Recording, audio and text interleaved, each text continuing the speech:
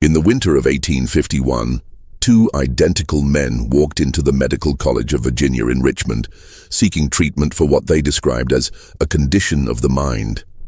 Within 6 months, both Thomas and Timothy Henderson would be dead. One found in a state of violent psychosis, clawing at his own flesh until his fingernails broke and bled. The other discovered in complete catatonic withdrawal, staring blankly at nothing while his body slowly wasted away. The attending physician, Dr. Cornelius Hartwell, claimed their deaths were from natural deterioration of mental faculties brought on by hereditary weakness. But when other doctors attempted to review the case files, they discovered something that chilled them to the bone. Every single medical record had been systematically altered, falsified, or destroyed, using methods that suggested deliberate cover-up rather than accidental loss. Dr. Hartwell himself vanished from Richmond exactly 72 hours after the twins' deaths, leaving behind only fragments of what appeared to be detailed experimental notes written in a complex code that no one could decipher. What those notes revealed about human experimentation would force the medical community to make a choice that would echo through generations: expose the truth and destroy public trust in medical science, or bury it forever to protect their profession's reputation and their own careers. They chose silence, but silence has a way of rotting from within, and the truth about what happened to the Henderson twins has been festering in the shadows of American medical history for over 170 years, waiting for someone brave enough to dig up what was meant to stay buried. Before we continue with the story of the Henderson twins and the dark secrets that died with them, make sure you're subscribed to never miss these deep dives into America's most disturbing historical mysteries. And let us know in the comments what state you're listening from. We love hearing from our audience across the country. But to understand what drove two healthy, wealthy men to seek medical help that would ultimately destroy them in the most horrific ways imaginable, we need to go back to where it all began. A tobacco farm outside Richmond, where the Henderson family had built their fortune on the backs of others, and where secrets had a way of festering in the Virginia humidity like infected wounds that never cure. Eat, heal. The Henderson tobacco plantation sprawled across 800 acres of the richest soil in Henrico County, its red earth so fertile that locals claimed you could plant a stick and watch it grow into a tree. 12 miles east of Richmond, the property commanded a view of the James River that curved like a brown snake through the Virginia countryside. In 1850, it was one of the most prosperous agricultural operations in the state, worked by 43 enslaved people whose lives had been reduced to nothing more than numbers in Jeremiah Henderson's meticulously kept ledgers. The wealth that built the Henderson family's 3-story brick mansion, with its white columns and wraparound porches, didn't come solely from tobacco, though that crop provided excellent cover for more lucrative and infinitely more dangerous enterprises. Jeremiah Henderson had discovered that medical schools throughout the South were desperately in need of what he euphemistically called anatomical specimens, cadavers for dissection, skeletal remains for study, and sometimes, when the price was right, living subjects for what physicians termed observational research. The business had started innocently enough. When slaves died from disease, injury, or old age, Jeremiah began selling their bodies to the Medical College of Virginia instead of burying them in the plantation's slave cemetery. Dr. William Payne, who taught anatomy at the college, paid $20 for each body in good condition, more money than most plantation owners made from a slave's labor in an entire month. But $20 became $50 when Jeremiah learned to preserve bodies using techniques he'd learned from a disgraced physician who'd fled north after being caught grave robbing in Charleston. Soon, Jeremiah wasn't waiting for natural deaths. Slaves who became too old to work effectively, who showed signs of rebellious behavior, or who simply knew too much about the family's activities would disappear during the night. Their absence was explained as runaways, and forged documents were created to support sales to non-existent buyers in distant states. In reality, their bodies were being prepared for medical education, bringing in profits that dwarfed anything tobacco could provide. Thomas and Timothy Henderson, born on a sweltering August night in 1825 during a thunderstorm that knocked down 3 tobacco barns and killed 2 horses, were identical twins who had grown up knowing they were destined to inherit this empire of moral compromise. By 1850, both men were 25 years old, standing exactly 6 feet tall with lean builds that spoke of good nutrition and easy living.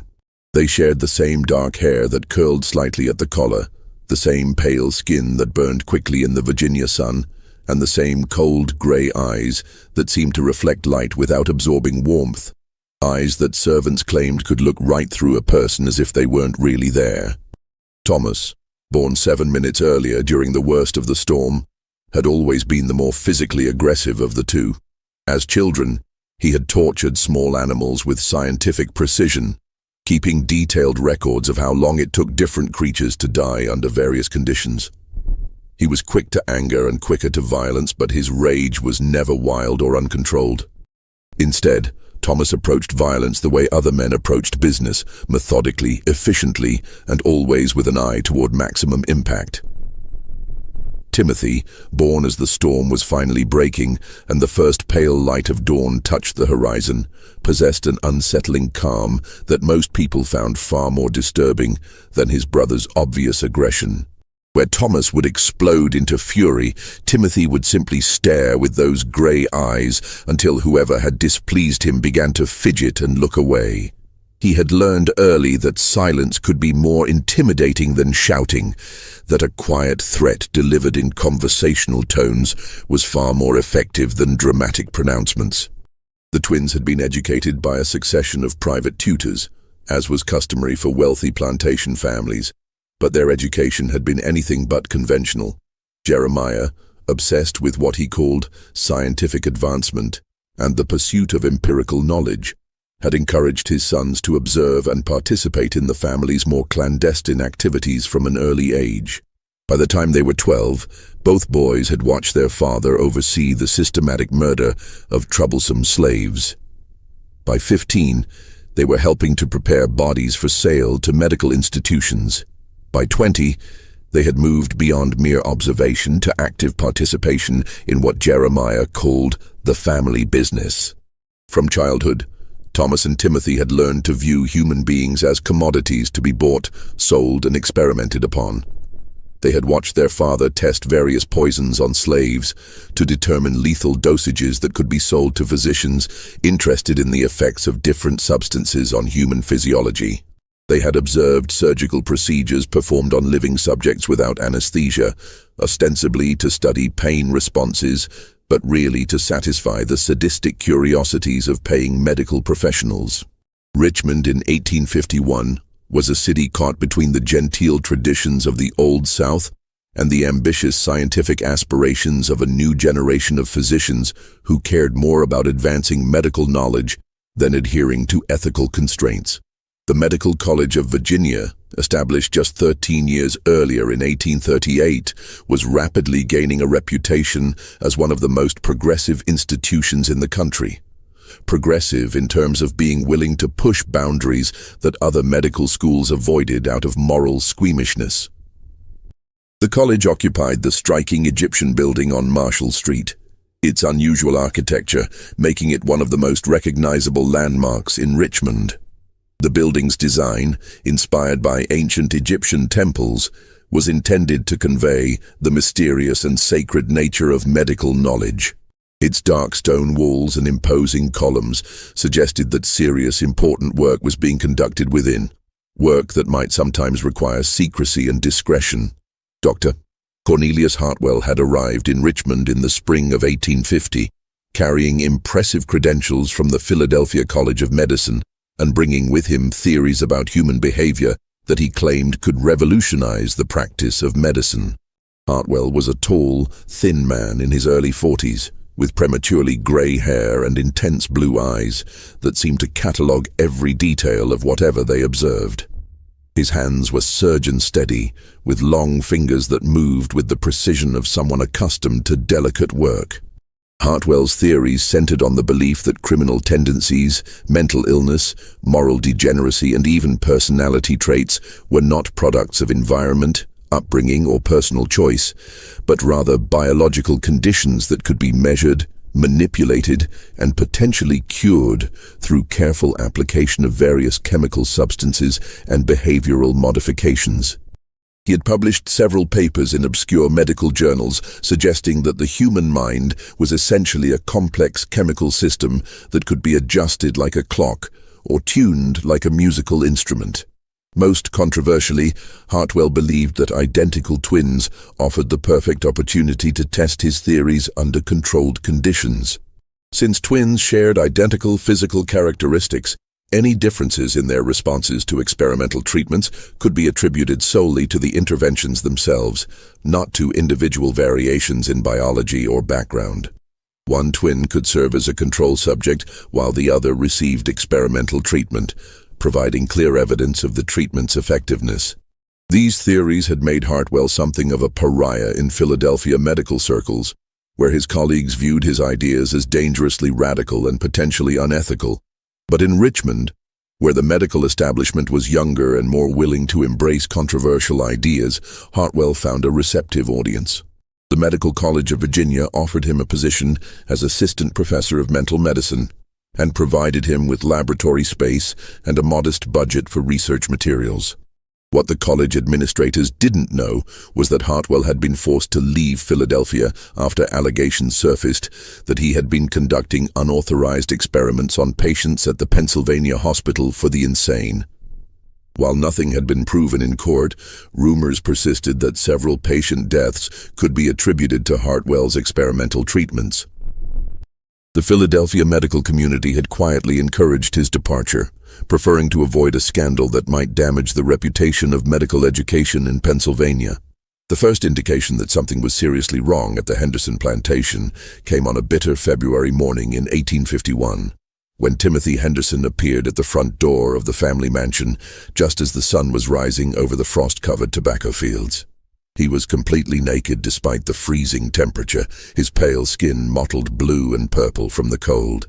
Blood covered his hands and forearms, not his own blood, but still fresh enough to drip steadily onto the white marble steps of the front porch. In his right hand, Timothy carried a long-handled shovel, its metal blade crusted with dirt, and what appeared to be fragments of bone and hair. Deep scratches covered his face and arms, as if he had been fighting his way through thorny underbrush in complete darkness. His grey eyes, normally so focused and calculating, stared straight ahead with a vacant expression that suggested he wasn't entirely aware of his surroundings. Jeremiah Henderson, awakened by the sound of his son pounding on the door with the shovel handle, found Timothy standing motionless on the porch, swaying slightly as if he might collapse at any moment. When questioned about where he had been and what had happened, Timothy could only repeat one phrase over and over in a flat, emotionless voice. "The specimens are walking. The specimens are walking. The specimens are walking." Thomas, roused from sleep by his father's shouts, emerged from the house to find his twin brother in this disturbing condition. For the first time in their lives, Thomas seemed genuinely frightened by something his brother had done. The twins had shared secrets and collaborated in violence many times before, but Timothy's current state suggested something beyond their usual calculated cruelty. It took nearly an hour of searching before Thomas located the source of the blood that covered his brother's hands. In the tobacco drying barn, a large wooden structure about 200 yards from the main house, 3 enslaved workers lay dead in a scene that would haunt Thomas for the rest of his short life. The bodies had been arranged with meticulous care in a grotesque tableau that suggested ritual rather than random violence. Each corpse had been positioned as if seated at the large wooden table where tobacco leaves were normally sorted and graded. Their hands had been placed carefully on the table's surface, fingers spread as if they were examining invisible documents. Most disturbing of all, their eyes had been held open using small twigs inserted behind the eyelids, creating the illusion that the dead men were still alert and watching. The victims were Caesar, a 40-year-old man who supervised the tobacco processing, Benjamin, a younger man known for his skill with horses, and Moses, an elderly slave who had served the Henderson family for over 30 years. All three had been killed by massive trauma to the head, delivered with such force that skull fragments were embedded in the wooden walls of the barn. Blood spatter patterns suggested that the killings had been methodical rather than frenzied. Each man had been struck multiple times while the others watched, waiting their turn to die. But the arrangement of the bodies after death required a level of deliberate planning that made the murders even more disturbing. Someone had taken considerable time and effort to position each corpse precisely, adjusting their posture multiple times to achieve the desired effect. Candle stubs scattered around the table suggested that the work had been done by flickering light, adding an element of macabre ceremony to what might otherwise have been simple murder. Timothy had no memory of the killings or the subsequent arrangement of the bodies. When confronted with the physical evidence, the blood on his hands, the shovel he had carried, his obvious presence at the scene, and the lack of any other possible perpetrator, he stared blankly and insisted that he had been asleep in his bed all night. His voice remained flat and emotionless, as if he were discussing the weather rather than multiple murders. Thomas, despite his usual protective instincts toward his twin and their long history of covering for each other's violent behavior, found himself deeply disturbed by his brother's complete lack of emotional response to the accusations. In the past, when they had killed slaves or participated in their father's grisly business, Timothy had always shown some reaction: satisfaction, excitement, even mild disgust. But now he seemed genuinely disconnected from reality, as if the person who had committed these murders was someone else entirely. Jeremiah Henderson, more concerned about protecting the family's reputation and business interests than seeking justice for 3 murdered slaves, made a decision that would prove catastrophic for his entire family. Rather than involve local authorities who might ask uncomfortable questions about the plantation's activities, he told neighboring plantation owners that the 3 men had run away during the night. This explanation was readily accepted, as slave escapes were common enough that few people bothered to investigate the details. The bodies were hastily buried in unmarked graves on the far edge of the property, in a section of swampy ground where the soil was too poor for tobacco cultivation. Jeremiah burned the blood-stained clothing and spent considerable time cleaning the barn, though dark stains on the wooden walls would remain visible for months afterward. To explain Timothy's condition, the family claimed that he had been injured while trying to prevent the slaves' escape, sustaining his scratches and exposure during a heroic but unsuccessful pursuit through the woods. But the incident had clearly shaken something loose in Timothy's mind, and within days of the murders, he began experiencing what he described as visions of the walking dead. He would sit for hours, staring at empty spaces, occasionally pointing at nothing and whispering about specimens that only he could see. Sleep became impossible. He would pace the halls of the mansion throughout the night, muttering conversations with invisible companions. Thomas, meanwhile, found himself plagued by violent nightmares that grew more vivid and disturbing each night. In his dreams, he witnessed the murders from multiple perspectives, sometimes as Timothy, feeling the shovel connect with flesh and bone, sometimes as one of the victims, watching helplessly as death approached, sometimes as an observer, taking notes on the efficiency of different killing methods. The dreams were so realistic that he often woke up convinced that blood covered his own hands. More troubling still, Thomas began experiencing an increasing urge to replicate what his brother had done. The desire started as simple curiosity about the technical aspects of the murders.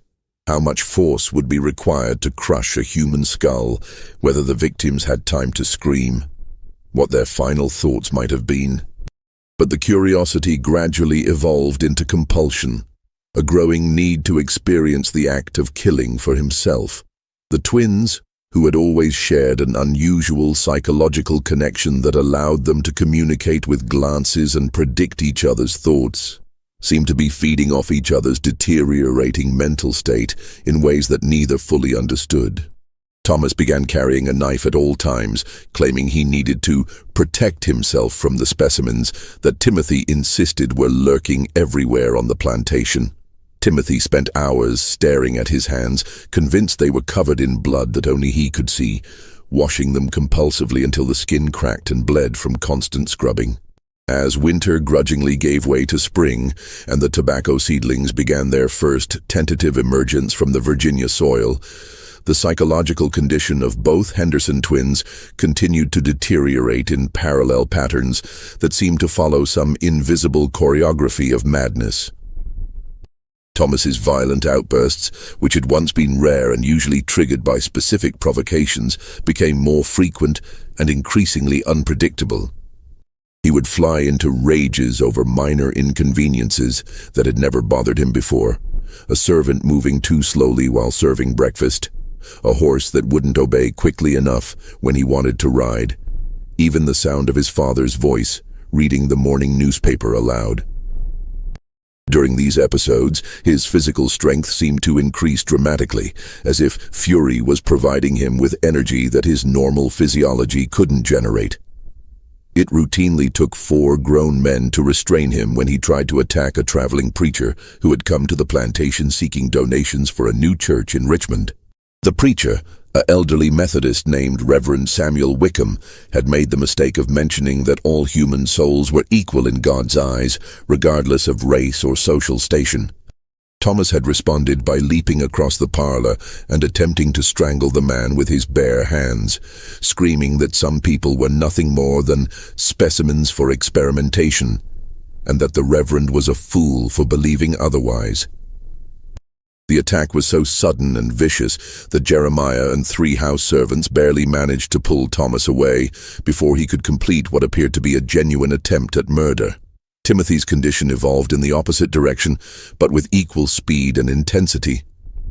Where his brother became increasingly explosive, Timothy grew more and more withdrawn, as if he was slowly disappearing from the physical world into some internal landscape that no one else could access. He began speaking only in whispers when he spoke at all, and his conversations became increasingly disconnected from external reality. Servants reported finding Timothy in strange locations throughout the plantation, always standing completely motionless, as if he had been placed there by someone else and forgotten. They would discover him at midnight in the middle of the tobacco fields, staring at the stars with unblinking eyes. Sometimes he would be found sitting in the empty slave quarters where Caesar, Benjamin, and Moses had once lived, positioned in the exact spots where their beds had been. Most disturbingly, he was repeatedly found standing in the tobacco drying barn, in the precise location where the murders had occurred, reaching out to touch invisible objects and carrying on whispered conversations with people who weren't there. When questioned about these nocturnal wanderings, Timothy would claim to have no memory of leaving his room. He insisted that he went to sleep in his own bed each night and woke up there each morning with no awareness of the hours spent wandering the plantation grounds. The servants, already nervous about the February murders and the strange behavior both twins had exhibited since then, began to whisper among themselves about supernatural explanations for Timothy's condition. Jeremiah Henderson, desperate to find some rational explanation for his son's rapidly deteriorating mental state, began consulting with various physicians in Richmond and the surrounding area. Most dismissed the symptoms as temporary mental strain brought on by the isolation of plantation life and the pressures of managing enslaved workers. They recommended travel, perhaps a tour of European medical facilities, or simply more social interaction with people of their own class and background. But Dr. Cornelius Hartwell, when presented with detailed descriptions of the twins' conditions during a chance encounter at a Richmond Medical Society meeting, showed immediate and intense interest that went far beyond professional curiosity. Hartwell listened to Jeremiah's account with the focused attention of a scientist who had just discovered a perfect laboratory specimen, asking probing questions about specific symptoms, the timeline of their development, and the relationship between the twins' conditions. What excited Hartwell most was the apparent symmetry between Thomas and Timothy's psychological deterioration. If one twin was becoming increasingly violent while the other grew more passive, they represented a naturally occurring experiment in behavioral extremes that could provide invaluable data about the biological basis of human personality.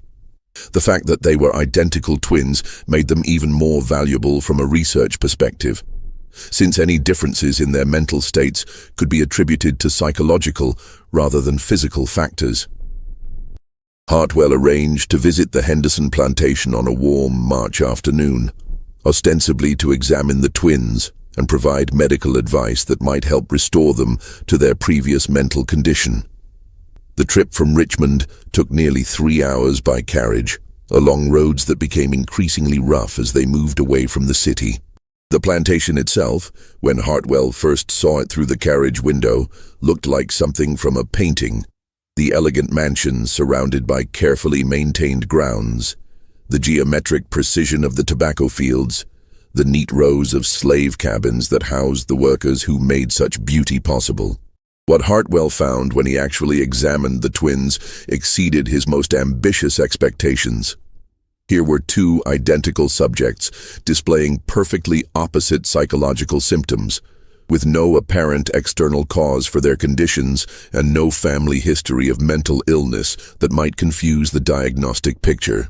During his examination, which lasted nearly 6 hours, he took detailed notes about their physical responses, tested their reflexes with scientific precision, and asked increasingly probing questions about their mental states, their dreams, their fears, and their memories.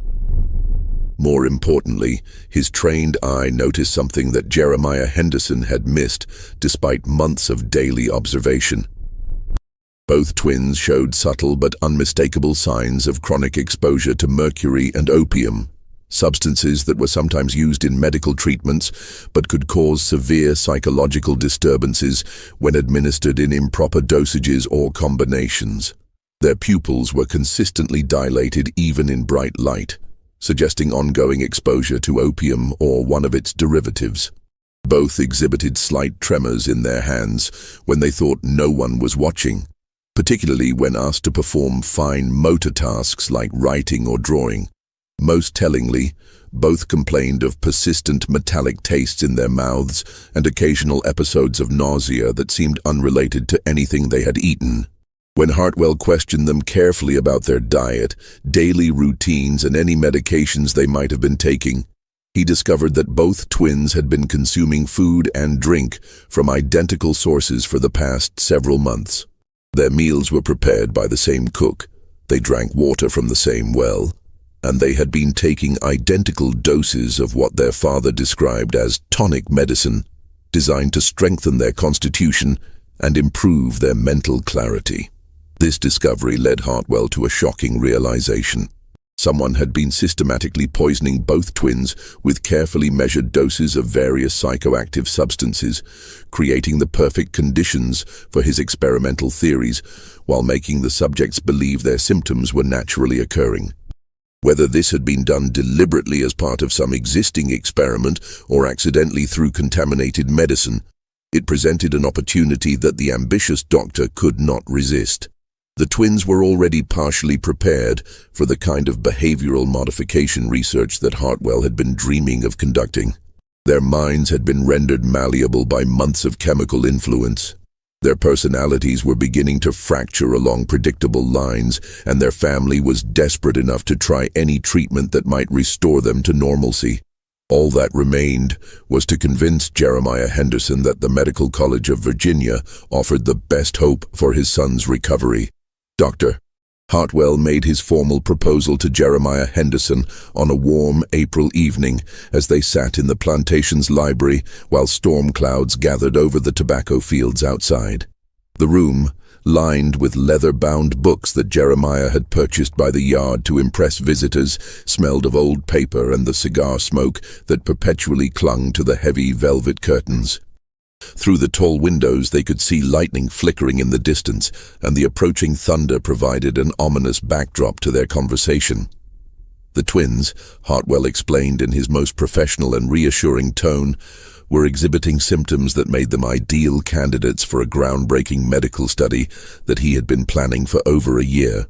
Their conditions, while certainly disturbing to observe, were actually quite fortunate from a scientific perspective because they provided a rare opportunity to study the biological basis of human behavior under controlled conditions. With proper treatment at the Medical College of Virginia, using the most advanced therapeutic techniques available in American medicine, Hartwell believed he could not only cure their psychological disturbances, but also contribute valuable knowledge to the rapidly growing field of mental medicine. The twins would be helping to advance scientific understanding in ways that could benefit thousands of future patients suffering from similar conditions. The treatment protocol, Hartwell explained with the confidence of someone who had already planned every detail, would involve careful administration of various therapeutic substances, combined with detailed observation and documentation of their responses to different interventions.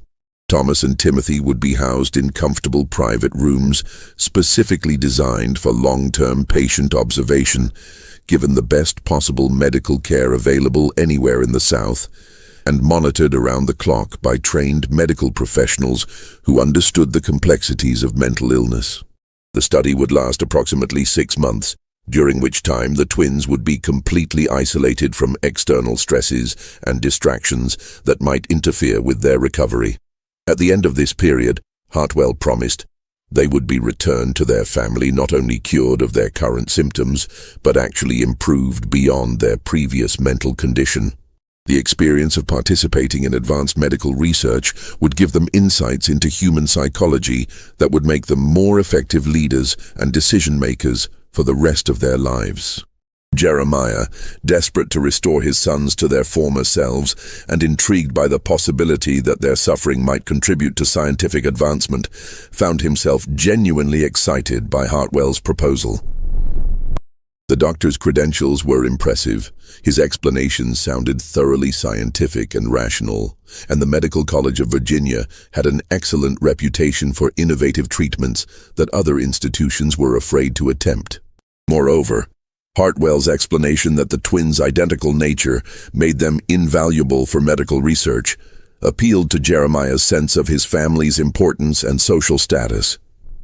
Any differences in their responses to treatment could be attributed solely to the therapeutic interventions rather than individual variations in background or biology. The Henderson twins would be contributing to medical knowledge in ways that could benefit humanity for generations to come. What Jeremiah didn't know, and what Hartwell had no intention of revealing, was that the doctor had already diagnosed the true nature of the twins' condition and had no interest in curing them. His real goal was to discover how far he could push human psychology in opposite directions using systematic chemical manipulation, and Thomas and Timothy represented perfect test subjects for the most ambitious experiment of his career. Hartwell had spent months developing a research protocol that would transform the twins into living examples of extreme human behavioral types. Thomas, with his naturally aggressive tendencies enhanced by whatever substances had been affecting him, would receive carefully calibrated treatments designed to eliminate empathy, moral reasoning, and impulse control, while amplifying violent impulses and predatory instincts. Timothy, with his increasing withdrawal from reality, would be given substances intended to create complete mental passivity, suggestibility, and dependence on external authority. The goal was not medical treatment, but rather the creation of two human beings who represented perfect opposites on the spectrum of psychological possibility. One, a completely amoral predator capable of any violence. The other, a completely submissive victim incapable of independent thought or resistance. If successful, the experiment would prove Hartwell's theories about the biological basis of personality and provide him with research data that would establish his reputation as the foremost expert on human behavioral modification. The twins arrived at the Medical College of Virginia on the morning of May 15, 1851. Accompanied by their father and two family servants who helped transport their personal belongings and the various medications that Hartwell had prescribed for the journey. The trip from the plantation had taken nearly 4 hours due to heavy spring rains that had turned the roads into treacherous rivers of mud. and by the time they reached Richmond, both Thomas and Timothy appeared exhausted and disoriented. The medical college, housed in the imposing Egyptian building on Marshall Street, had been designed to inspire awe and confidence in both patients and their families. Its massive stone columns and mysterious architectural details suggested ancient wisdom and sacred knowledge, while the building's reputation for housing the most advanced medical research in the South promised that patients would receive treatments unavailable anywhere else in the country. Private rooms on the building's third floor had been specifically designed for long-term patient observation, with features that allowed medical staff to monitor subjects without intruding on their privacy or disrupting their rest. Thomas was assigned to room 312, a spacious chamber with large windows facing east toward the James River. Timothy received room 314, identical in layout but facing west toward the setting sun. Dr. Hartwell's office occupied room 313, conveniently located between his two research subjects, where he could observe both of them at all times. From the moment the twins entered their respective rooms, Hartwell began implementing strict protocols designed to maintain complete separation between them while giving him total control over their environment and experiences. He explained to both the twins and their father that interaction between the brothers might interfere with their individual treatment programs, since their psychological conditions appeared to be influencing each other in ways that could slow or prevent recovery. Complete isolation was necessary for successful treatment, Hartwell insisted, and any contact between Thomas and Timothy during the next 6 months could potentially undo weeks of careful therapeutic progress. Their meals would be prepared separately according to individualized dietary requirements. Their daily routines would be carefully structured to meet their specific medical needs, and their access to visitors, reading material, and even information about each other would be strictly controlled to prevent external influences from complicating their recovery. Jeremiah Henderson, reassured by Hartwell's professional demeanor and detailed explanations, agreed to these restrictions without question. He left his sons in what he believed were the best possible hands, promising to return in 6 months to take them home completely cured. As his carriage disappeared down Marshall Street, heading back toward the plantation, Thomas and Timothy Henderson began their final journey into a hell disguised as medical treatment. Within the first 2 weeks of treatment at the Medical College of Virginia, the differences between Thomas and Timothy Henderson became so dramatically apparent that even casual observers could see that something unprecedented was happening in rooms 312 and 314. The transformation was too rapid and too extreme to be explained by conventional medical treatment, yet Dr. Hartwell's daily reports to the college administration described steady progress toward recovery for both patients. Thomas's violent episodes, which had been frequent but manageable at the plantation, intensified beyond anything his family had ever witnessed. During medical examinations, he would attack doctors and nurses with such sudden ferocity that leather restraints became permanent fixtures in his room, and no medical staff member was allowed to enter without at least 2 armed guards present. His physical strength, already impressive, seemed to increase daily, as if the treatments were somehow enhancing his muscular capacity along with his aggressive impulses. His speech patterns changed dramatically during this period, becoming rapid and disjointed, filled with references to violence and domination that he delivered in conversational tones that made them even more disturbing. He would describe elaborate fantasies about torturing and killing other patients, members of the medical staff, and random strangers with the same casual interest that other people might discuss the weather or their breakfast plans. Most troubling of all, Thomas began claiming that he could see the weakness in other people simply by looking at them. He would stare at visitors and staff members with unblinking intensity, then announce specific methods by which they could be most efficiently killed, as if he were reading their vulnerabilities from their physical appearance. These observations were often disturbingly accurate. He correctly identified a nurse's fear of enclosed spaces, a doctor's weak heart condition, and a guard's injured leg from a childhood accident, despite having no access to information about any of these people.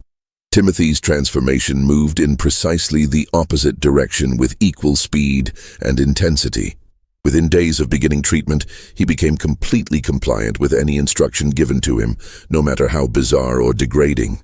When doctors asked him to perform humiliating tasks, crawling on the floor like an animal, eating food with his hands while making animal noises, or standing motionless for hours while being poked and prodded, he would comply immediately and without any visible emotional response. His speech slowed to a barely audible whisper that forced listeners to lean close to understand him, and the content of his conversations became increasingly disconnected from external reality.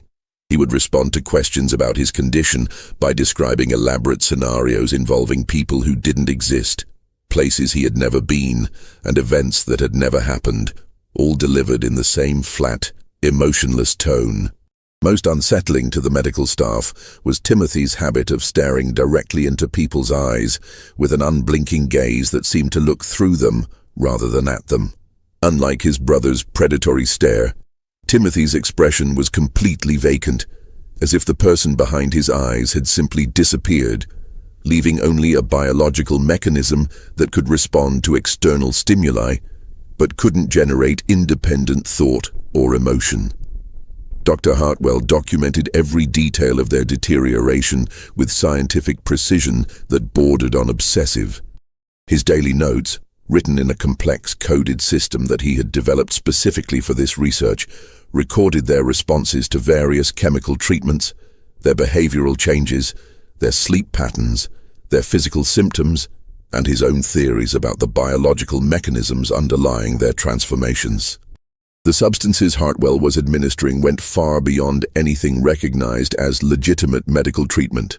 Thomas received daily doses of compounds that included mercury, lead acetate, various opium derivatives, and experimental chemicals that Hartwell had obtained through correspondence with European researchers working on what they termed behavioral pharmacology. The goal was to systematically destroy the parts of his brain responsible for empathy, moral reasoning, and impulse control, while enhancing areas associated with aggression and predatory behavior. Timothy's treatment involved different but equally dangerous substances designed to create the opposite effect. His daily medications included heavy doses of morphine combined with experimental sedatives, compounds that affected memory formation, and chemicals that Hartwell believed would make him completely dependent on external authority for even basic decision-making. The objective was to reduce Timothy to a state of complete psychological submission, where he would be incapable of independent thought or resistance to any command. Other medical staff at the college began expressing serious concerns about Hartwell's methods as the twins' conditions became impossible to ignore. Dr. Edmund Carver, who taught anatomy and had 30 years of experience with unusual medical cases, noticed that Hartwell was using substances that were not typically employed in any recognized form of medical treatment. When Carver attempted to review Hartwell's treatment protocols and research notes, he was told that the information was confidential and that outside interference might jeopardize the twins' recovery. Nurse Margaret Wickham, daughter of the Methodist preacher whom Thomas had attacked at the plantation, had been assigned to assist with daily care of both patients.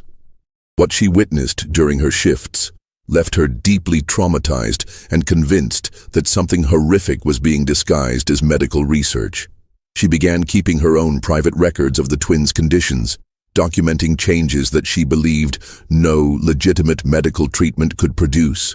According to her notes, Thomas had begun making detailed plans for killing other patients and staff members, describing specific methods of torture and murder with enthusiasm and technical precision that suggested extensive knowledge of human anatomy.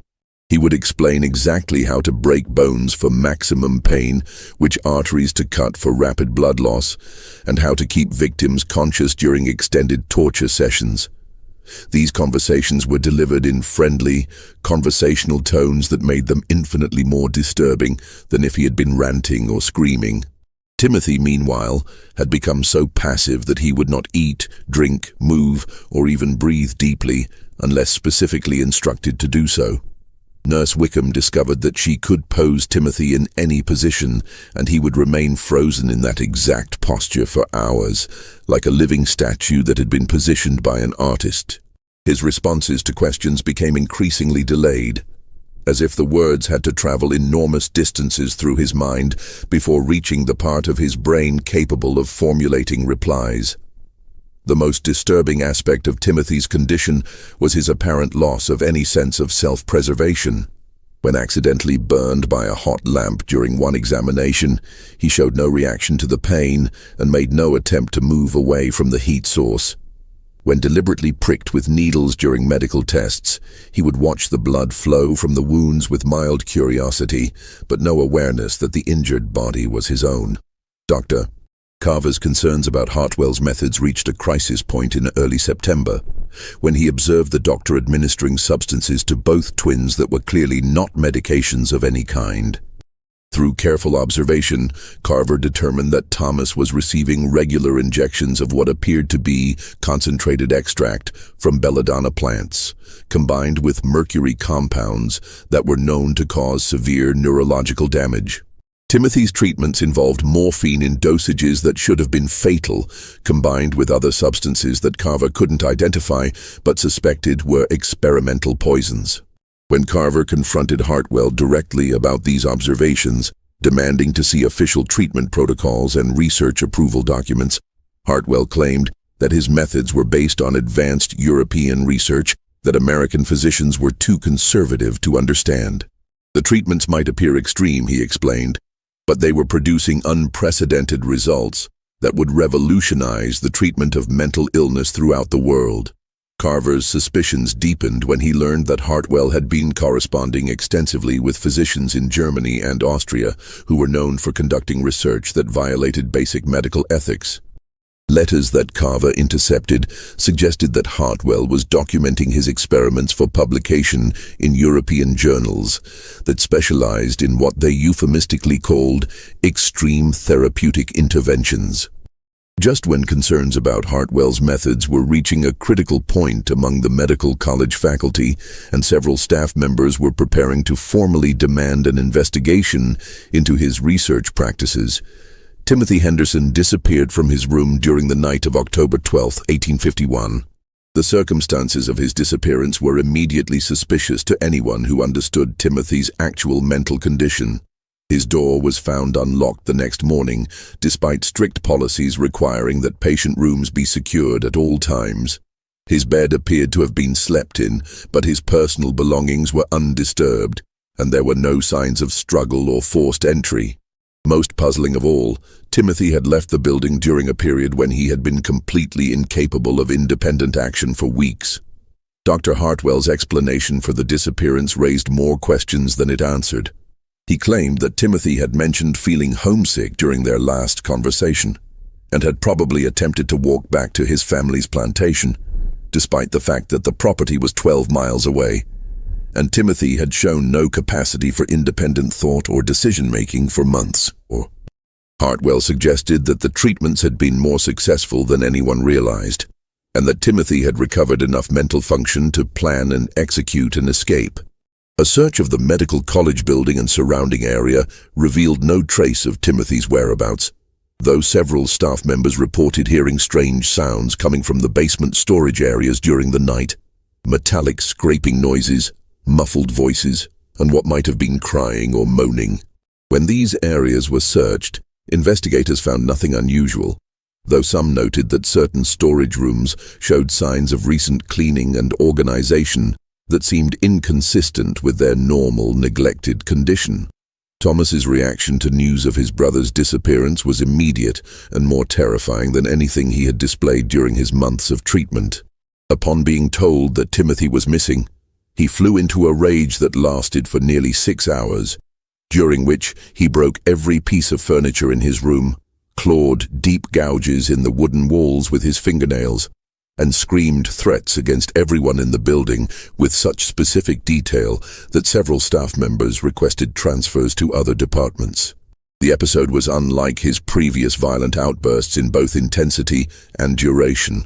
Thomas seemed to possess superhuman strength during the rage, breaking through leather restraints that should have been impossible for any human being to escape. His threats were not random expressions of anger, but carefully detailed descriptions of exactly what he would do to each person once he was free. How he would track them to their homes, what he would do to their families, and how long he would keep them alive while implementing various torture techniques. When the episode finally ended, Thomas claimed to have no memory of what had occurred and asked repeatedly when he would see his brother again. His voice during these questions was perfectly calm and rational, as if the 6 hours of inhuman fury had never happened. This rapid transition between extreme violence and apparent normalcy convinced several staff members that Thomas was not suffering from any natural mental illness, but had been deliberately transformed into something that could no longer be considered entirely human. The truth about Timothy's disappearance emerged 3 days later, when a maintenance worker named Samuel Potts made a discovery that would haunt him for the rest of his life. Potts had been sent to the medical college's basement storage area to retrieve supplies for a chemistry class when he noticed an unusual odor coming from a room that was normally used to store anatomical specimens for medical education. The smell was unmistakably that of decomposing flesh, but with chemical undertones that suggested some form of preservation process had been attempted. When Potts unlocked the storage room door, he found Timothy Henderson's body positioned on a wooden examination table with such care and precision that it was immediately obvious this was not the result of accident, suicide, or random violence. Timothy's corpse had been arranged in a grotesque parody of a medical examination, with his arms folded across his chest and his legs positioned straight and parallel. His clothing had been removed and folded neatly on a nearby shelf, as if he were simply sleeping and might wake up at any moment. Most disturbing of all, his eyes had been held open using small metal clips of the type normally used to hold specimens during dissection, creating the illusion that he was still alert and observing his surroundings. Medical examination revealed that Timothy had been dead for at least 48 hours, which meant he had been killed within hours of his supposed disappearance, rather than having escaped and died elsewhere. The cause of death was massive trauma to the brain, but the damage had been inflicted with surgical precision that suggested extensive medical knowledge rather than random violence. Most horrifying of all, Timothy's brain had been completely removed from his skull through an opening that had been carefully cut in the back of his head. The removal had been performed with such skill that the skull remained intact except for the single opening, and the brain tissue had been extracted without damaging any other organs or leaving unnecessary marks on the body. Dr. Hartwell, when confronted with the discovery by college administrators and local police officials, provided an explanation that was transparently false to anyone with medical knowledge. Timothy had suffered a massive seizure in his room during the night, Hartwell claimed, and had died despite immediate medical intervention. The body had been moved to the basement storage area to prevent other patients from being distressed by the sight of death, and Hartwell had been preparing a detailed post-mortem examination when the body was discovered. The missing brain tissue, according to Hartwell's account, had been severely damaged by the seizure and had been removed during a standard autopsy procedure to determine the exact cause of death. He produced hastily written notes that purported to document Timothy's final hours, but the handwriting appeared rushed, and several medical details were inconsistent with established facts about seizure-related deaths. But Nurse Margaret Wickham had been keeping her own careful records of both twins' conditions, and her observations contradicted every aspect of Hartwell's explanation. Timothy had shown no signs of seizure activity during the weeks leading up to his death. Quite the opposite. His neurological responses had been consistently diminished rather than hyperactive. More importantly, she had personally checked on Timothy just hours before his alleged death, and had found him in his normal catatonic state, showing no signs of distress or medical emergency. Most damning of all, Wickham had witnessed Dr. Hartwell entering Timothy's room late on the night of his disappearance, carrying a leather medical bag that clinked with the sound of metal instruments and wearing surgical gloves that he normally used only during experimental procedures. She had assumed he was conducting one of his routine examinations, but the timing now seemed far too coincidental to be innocent. When college officials demanded to see Hartwell's complete treatment records for both twins, hoping to understand how Timothy's condition had deteriorated so rapidly, they discovered that most of the documentation had been destroyed or rendered illegible through what appeared to be deliberate water damage. The remaining fragments were written in Hartwell's coded system, but the few sections that could be deciphered painted a picture of systematic torture disguised as medical research. References to behavioral modification through chemical intervention and testing limits of human psychological plasticity suggested experiments that went far beyond any accepted form of medical treatment.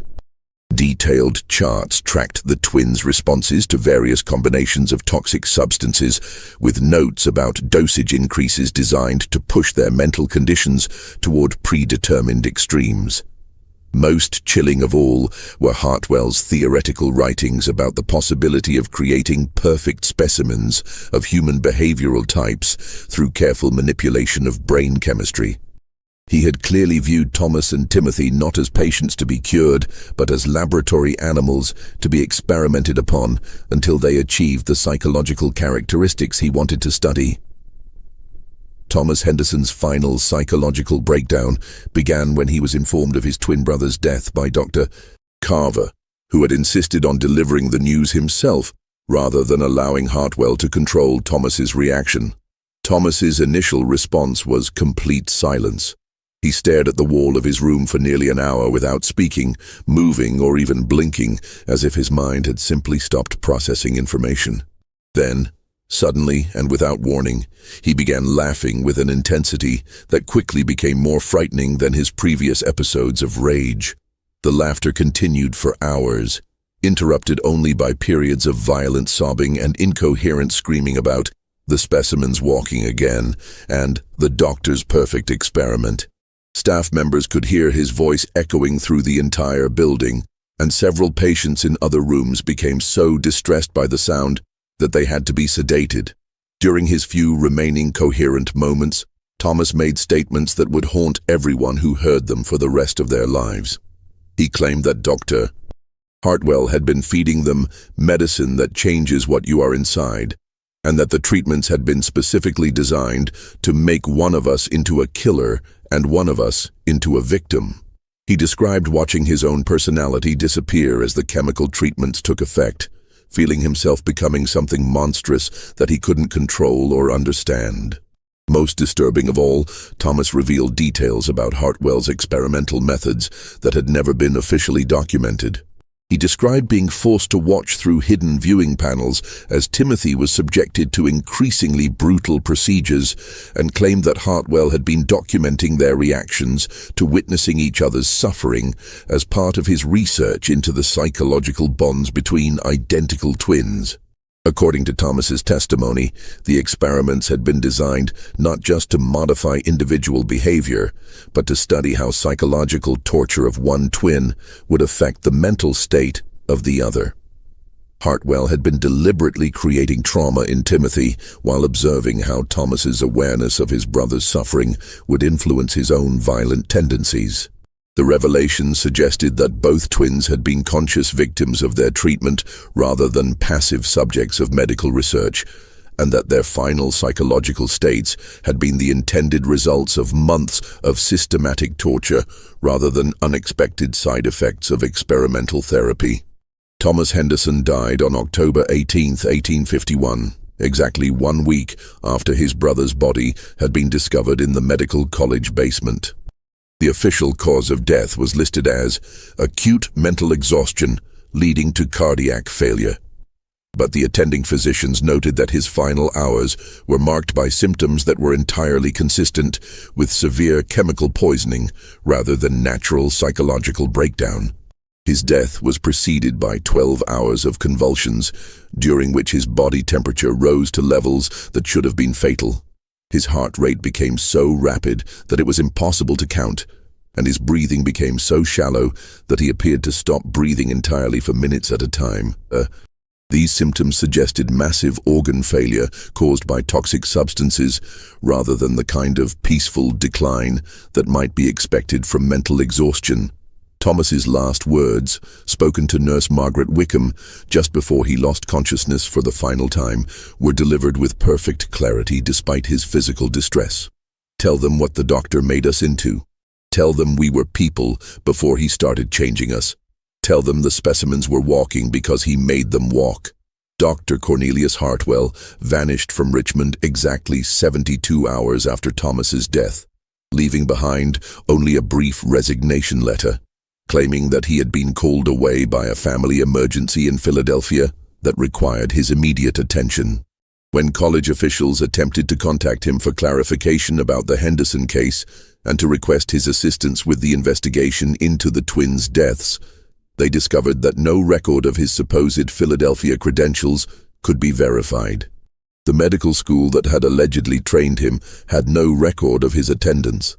The hospital where he claimed to have conducted previous research had never heard of him, and the family emergency that he had cited as his reason for leaving proved to be entirely fictitious. Even more disturbing, inquiry letters sent to colleagues in other cities revealed that several institutions had experienced similar mysterious disappearances of experimental patients during periods when someone matching Hartwell's description had been on their staff. A thorough search of Hartwell's office and laboratory space revealed the true scope of his experimental activities and confirmed the worst fears of everyone who had suspected that his treatment methods were not legitimate medical practices. Hidden beneath loose floorboards were detailed notes describing months of systematic chemical manipulation designed to transform the Henderson twins into what he called perfect examples of human behavioral extremes. The notes, written in multiple coded systems that took weeks to decipher, revealed that Thomas had been given carefully calculated combinations of mercury, lead compounds, belladonna extract, and various experimental stimulants designed to eliminate empathy and moral reasoning while enhancing aggressive impulses and predatory instincts. The goal had been to create a human being capable of unlimited violence without psychological restraint. Timothy's treatment had involved equally dangerous substances administered in combinations intended to destroy independent thought and create complete psychological dependence on external authority. Morphine, experimental sedatives, and compounds that affected memory formation had been used to reduce him to a state where he could not function without constant direction from others. Most chilling of all, the notes revealed that the Henderson twins had not been Hartwell's first experimental subjects. References to previous cases suggested that he had been conducting similar experiments for years, using patients from various medical institutions across the country. The twins represented his most ambitious attempt to demonstrate that human personality could be completely reconstructed through chemical means, but they were part of a larger pattern of systematic abuse that had been disguised as legitimate medical research. The notes also contained detailed observations about the psychological effects of forcing identical twins to witness each other's suffering, suggesting that Hartwell had been studying not just individual responses to chemical manipulation, but also the emotional bonds between family members. He had deliberately arranged for Thomas and Timothy to be aware of each other's deteriorating conditions, using their mutual concern as an additional source of psychological trauma that would enhance the effects of his chemical treatments. College administrators faced an impossible choice that would determine the future of medical education in Virginia and potentially throughout the South. They could expose Hartwell's crimes and provide full documentation of his experimental methods, which would result in justice for the Henderson family, but might also destroy public trust in medical institutions and end careers of faculty members who had failed to prevent the abuse. Alternatively, they could bury the evidence and hope that such horrors would never be repeated, protecting the reputation of the Medical College of Virginia and the broader medical establishment, while ensuring that Hartwell's victims would never receive justice or recognition for their suffering. After weeks of private deliberation and consultation with influential community leaders, they chose silence. All remaining documentation of the Henderson case was sealed in the college archives, with instructions that it could not be accessed without written permission from at least 3 senior faculty members. The basement room where Timothy's body had been discovered was permanently sealed, with official records stating that structural damage made it unsafe for continued use. Staff members who had witnessed aspects of Hartwell's experiments were required to sign legal agreements promising never to discuss what they had observed, with violation of these agreements punishable by immediate termination and criminal prosecution for breach of confidentiality. Several staff members, including Nurse Margaret Wickham, chose to leave the medical college entirely, rather than remain silent about what they had witnessed. Jeremiah Henderson was provided with a carefully sanitized version of events that portrayed his sons as victims of a rare hereditary condition that caused rapid mental deterioration, followed by death. He was told that the medical college had done everything possible to treat their condition, but that their illness had been too advanced for even the most sophisticated medical interventions to be effective. The bodies of Thomas and Timothy were returned to the Henderson plantation, where they were buried in the family cemetery with elaborate headstones that read, "Beloved sons, taken too soon by God's will." Jeremiah never learned the true circumstances of their deaths, though he noticed that several items were missing from their personal effects when their belongings were returned to the family. But the silence imposed by the medical college could not entirely contain the horror of what had happened in rooms 312 and 314 of the Egyptian building. Nurse Margaret Wickham, despite her signed confidentiality agreement, told her sister about the experiments before leaving Richmond permanently to work at a hospital in Baltimore. Dr. Edmund Carver, troubled by his failure to intervene more aggressively when he first suspected that Hartwell's methods were unethical, made coded references to the case in his personal journals that were discovered years after his death. Maintenance workers who had helped clean Hartwell's office and laboratory spaces whispered among themselves about the disturbing equipment and chemical supplies they had discovered there. Guards who had been required to restrain Thomas during his violent episodes told their families about the inhuman strength he had displayed and the terrifying things he had said about what was being done to him and his brother. Over the years, these whispers would occasionally surface in medical circles throughout Virginia and neighboring states, always quickly suppressed, but never entirely forgotten. The case of the Henderson twins became a cautionary tale that was shared quietly among physicians who were concerned about the ethical boundaries of medical research, a reminder of what could happen when scientific ambition was not tempered by moral restraint and professional oversight. The story took on additional layers of complexity as former medical students and faculty members shared fragments of information with colleagues at other institutions. Each telling added new details or emphasized different aspects of the case until it became difficult to separate verified facts from speculation and legend. Some versions focused on Hartwell's experimental methods, others on the twins' psychological deterioration, and still others on the institutional cover-up that had prevented proper investigation of the crimes. By the 1880s, the case had become part of the informal oral history of American medical education, referenced in private conversations whenever physicians discussed the importance of ethical oversight and the potential dangers of unregulated human experimentation. Medical schools began developing more stringent protocols for approving research involving human subjects, though these changes were implemented quietly without explicit reference to the Henderson case. Today, more than 170 years after Thomas and Timothy Henderson died in the Egyptian building, the Medical College of Virginia still operates as part of Virginia Commonwealth University's medical campus. The building where they suffered and died continues to house medical education, though the third-floor rooms where they spent their final months have been converted to storage space that few people are authorized to access. Official records of the Henderson case remain sealed in the university archives, accessible only to researchers who can demonstrate legitimate academic purposes and who agree to strict limitations on how any information they discover can be used or shared. The few scholars who have been granted access report that many crucial documents appear to have been removed or destroyed, leaving only fragments that raise more questions than they answer. The basement room where Timothy's body was discovered has never been reopened, despite numerous renovation projects that have updated other parts of the building.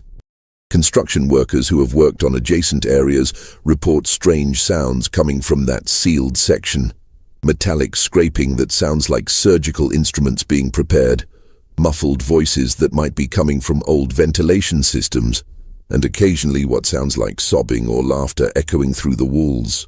Security guards who work night shifts in the Egyptian building have reported unusual incidents that they are instructed not to discuss with anyone outside the university administration.